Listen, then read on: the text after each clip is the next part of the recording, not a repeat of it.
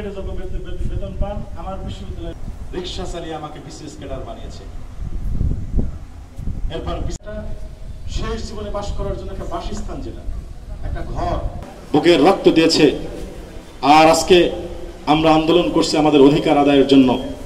আমরা যারা সারা জীবন চাকরি করে শেষ জীবনে একটু সুখে স্বাচ্ছন্দ্যে আমাদের ছেলে মেয়ে পরিবার পরিজন নিয়ে বেঁচে থাকবো,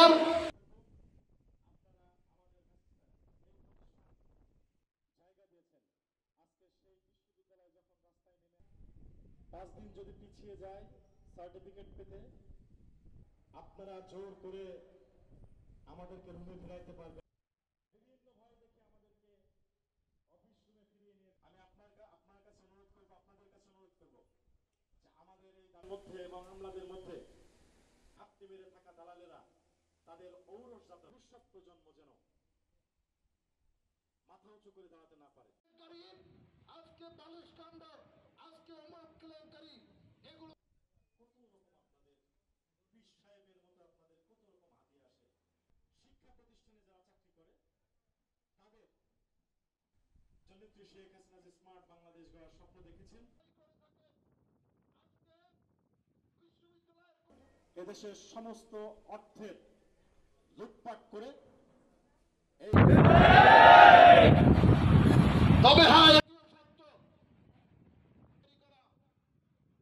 আমাদের এই বিশ্ববিদ্যালয় সামনের দিকে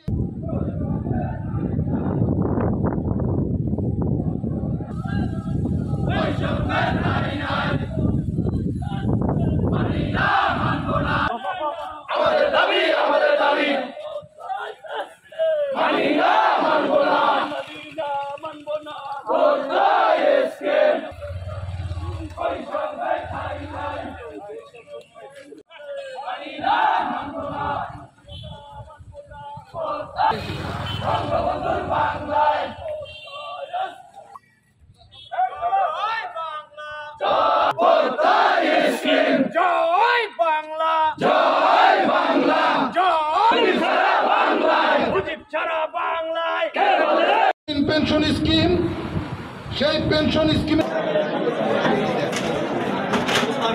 মাননীয় প্রধানমন্ত্রী জননেত্রী শেখ হাসিনা 2023 সালের 13ই আগস্ট সর্বজনীন পেনশন নামে যে পেনশন স্কিম চালু করেছেন, এটা খুবই ভালো ছিল। কিন্তু এখানে 4টা স্কিম ছিল।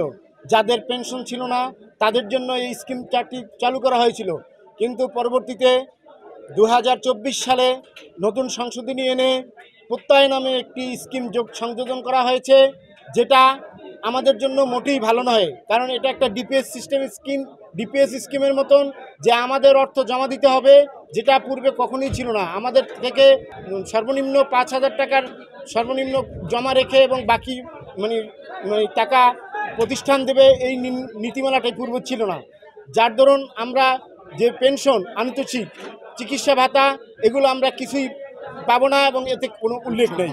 উৎসব ভাতা এগুলো নেই, ছুটি নগদায়ন এবং অন্যান্য যত সুযোগ সুবিধা রয়েছে একজন পেনশনারের, সে সকল সুযোগ সুবিধা এই প্রত্যয় স্কিমে নেই। প্রত্যয় স্কিম 75 বছর পর্যন্ত বিদ্যমান পেনশন স্কিম যতদিন বেঁচে থাকবে ততদিনের জন্য। বিদ্যমান পেনশন স্কিমে নমিনি যে যতদিন বাঁচবে ততদিন, কিন্তু এখানে নমিনি 75 বছর পর্যন্ত সে পেনশন স্কিম পাবে, এই প্রত্যয় স্কিমের সুবিধাটা পাবে। অর্থাৎ একজন পেনশনার বয়স যদি 75 বছর হয়ে থাকে, তারপর আর তিনি কোনো পেনশন পাবেন না, তার নমিনিও পাবেন না। এটা আসলেই একটা খুবই খারাপ।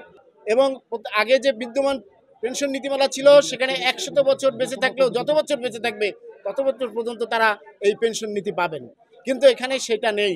এটা আমাদের দরকার নেই। আমাদের পূর্বের নীতিমালা বলবৎ থাকুক এবং জননেত্রী শেখ হাসিনা যেন এটা প্রত্যাহার করে প্রজ্ঞাপন জারি করেন। অর্থ মন্ত্রণালয়ের জারিকৃত প্রত্যয় স্কিম নামের যে অবৈধ আইন বাংলাদেশ পাবলিক বিশ্ববিদ্যালয়ের উপর চাপিয়ে দেওয়া হয়েছে, অচিরেই এই আইন থেকে বাংলাদেশ বিশ্ববিদ্যালয়ের নাম অচিরেই প্রত্যাহার করে নতুন প্রজ্ঞাপন জারি করবেন বাংলাদেশ সরকার। জননেত্রী শেখ হাসিনার এই আন্দোলনের মধ্য দিয়ে আমি তার দৃষ্টি আকর্ষণ করব। অচিরেই এই বাংলাদেশের সকল পাবলিক বিশ্ববিদ্যালয়ের কর্মকর্তা কর্মচারীদের কর্মে ফিরিয়ে নেবেন, এই আশাবাদ আমি ব্যক্ত রাখি। সার্বজনীন পেনশন হচ্ছে যারা পেনশনভোগী না তাদের জন্য। যেহেতু আমরা পেনশনভোগী একটা প্রতিষ্ঠানে চাকরি করি, বিধায় আমি মনে করি যে এই সার্বজনীন পেনশনে যে প্রত্যয় স্কিম নামে যে একটা প্রহসনের যে স্কিম দেওয়া হয়েছে, এটা আমাদের আর্থিকভাবে আমরা যেমন ক্ষতিগ্রস্ত হচ্ছি, তেমনি সামাজিকভাবেও আমরা ক্ষতিগ্রস্ত হচ্ছি। কাজেই আমি মনে করি যে আমাদের এই সার্বজনীন পেনশন স্কিম 2023 বিধিমালায় প্রত্যয় নামে যে স্কিমটা দেওয়া হয়েছে, এই প্রত্যয় স্কিম থেকে সকল বিশ্ববিদ্যালয়ের অন্তর্ভুক্তি যদি বাতিল করা না হয়, তাহলে আমাদের আন্দোলন কর্মসূচি চলমান থাকবে। বাংলাদেশ আন্তঃবিশ্ববিদ্যালয় অফিসার্স ফেডারেশন, আন্তঃবিশ্ববিদ্যালয় কর্মচারী পরিষদ, আন্তঃবিশ্ববিদ্যালয় কর্মচারী ইউনিয়ন পরিষদের যৌথ উদ্যোগে সার্বজনীন পেনশন স্কিম প্রত্যয়ের বিরুদ্ধে সারা বাংলাদেশের সকল পাবলিক বিশ্ববিদ্যালয়ের ন্যায় পটুয়াখালী বিজ্ঞান ও প্রযুক্তি বিশ্ববিদ্যালয়েও আমরা অফিসার্স অ্যাসোসিয়েশন, কর্মচারী পরিষদ এবং কর্মচারী ইউনিয়নের যৌথ উদ্যোগে আজকে 11 দিনের কর্মসূচি আমরা পালন করে যাচ্ছি। আমাদের এই কর্মসূচি হচ্ছে আমাদের সরকারের বিরুদ্ধে আমাদের কোনো আন্দোলন বা সংগ্রাম নয়। এই সংগ্রাম হচ্ছে আমাদের নিজেদের মান সম্মান, জীবন জীবিকা এবং শেষ জীবনের বেঁচে থাকার যে সম্বল, যে পেনশন, সেই পেনশন আজকে আমাদের যে বাতিল করা হয়েছে প্রত্যয় স্কিমের মাধ্যমে, সেই প্রত্যয় স্কিম থেকে বিশ্ববিদ্যালয়ের নামকে বাতিল করার জন্য আমাদের এই আন্দোলন সংগ্রাম আমরা অব্যাহত রেখেছি। এবং যতদিন পর্যন্ত সার্বজনীন পেনশন স্কিম থেকে বিশ্ববিদ্যালয়ের অন্তর্ভুক্তি বাতিল করা না হবে, ততদিন পর্যন্ত পটুয়াখালী বিজ্ঞান ও প্রযুক্তি বিশ্ববিদ্যালয়ের সকল কর্মকর্তা কর্মচারী আমরা ঐক্যবদ্ধ হয়ে আমাদের দাবি আদায়ের লক্ষ্যে আমরা আন্দোলন সংগ্রাম চালিয়ে যাব। পাশাপাশি বিশ্ববিদ্যালয়কে দুর্নীতিমুক্ত করার লক্ষ্যে 2015-16 সেশনে বিবিএ ভর্তি পরীক্ষার যে প্রশ্ন আউট হয়েছিল, সেই প্রশ্ন আউটের সাথে যারা জড়িত রয়েছে তাদের বিরুদ্ধেও অচিরেই যাতে ব্যবস্থা গ্রহণ করা হয়, সেই ব্যবস্থা গ্রহণের জন্য আমি সরকারের কাছে এবং আইনশৃঙ্খলা বাহিনী সহ বিশ্ববিদ্যালয় প্রশাসনের কাছে জোর অনুরোধ জানাচ্ছি।